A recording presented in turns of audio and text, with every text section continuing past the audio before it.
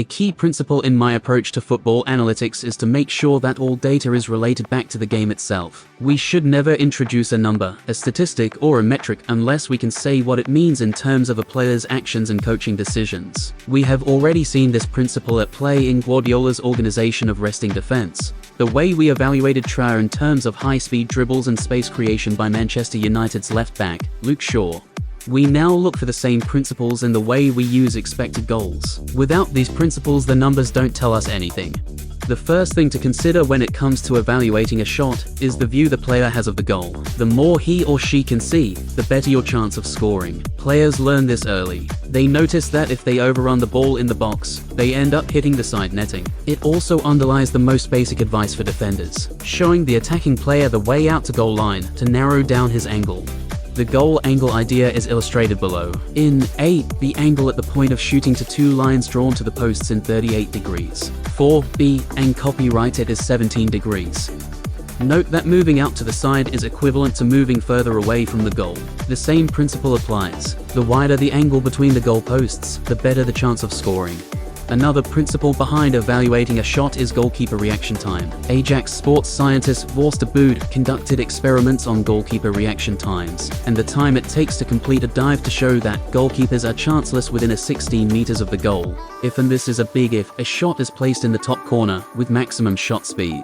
De Bood findings mean that close to the goal, it is in their own hands or feet whether or not they score. Combined with the goal angle, a non-linear effect is created whereby wider angle shots are more valuable if they are closer. It is this effect which creates the squashed ring effect in the probability of scoring at different distances.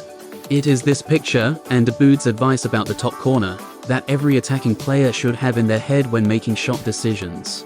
One important discussion I have had with several players is about the 7% ring. One interpretation might be that a player should not shoot unless they are within this ring. This is wrong. Instead, the 7% ring tells us about how much a few steps closer to goal can increase the chance of scoring. For example, shots from the top corner of the penalty box are 2% chances. A few steps centrally can triple the chance of scoring. Up to now, we have ignored a very important factor, which determines if a shot is a goal or not: the defending players and the goalkeeper. We can account for these in expected goals model using tracking data. We can also, using a machine learning model, measure how these factors combine with distance and goal angle in determining the probability of a shot's success. In the example below, Sadio Mane has a very large angle and a short distance, but has several opponent players between the goal and his position. 12 data scientist Gernot Fleischer has developed a method based on what is known as Shapley values to calculate how much different factors contribute to the quality of a chance. In this example, distance and angle, in red, are positive contributions. The number of defenders between the main and the goal, in blue, are negative contributions. Without the opponents in the way, this would have been a 0.25 xg chance, but with the opponents it drops to 0.18 xg. Mane scored this chance with a cheeky flick of the side of his foot. Further examples illustrate the principles behind this approach. This longer distance effort has higher xg because of a favorable goal angle, and although the opponents are nearby, they are not significantly in the way of the shot. In the final example, the angle and distance both make the shot less likely to result in a goal than average, although lack of opponents in path of the shot improves the opportunity somewhat. Our approach to expected goals, based on angles, distances and the positioning of the players, can be used to talk to players about their decision making, how important it is to have a clear sight on goal, what is the value of beating one more player before shooting, why is the top corner so important. Different scenarios can be presented, and discussions can be let to evolve around how to create better shooting locations. Expected goals ensures that these discussions are based in facts and data, not in speculation.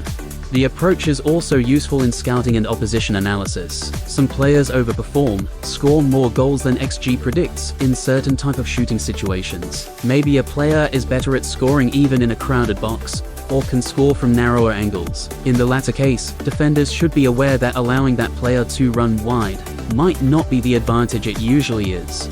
Used in this way, expected goals is so much more than just a count of chances. It is a deep understanding of the geometry of shooting.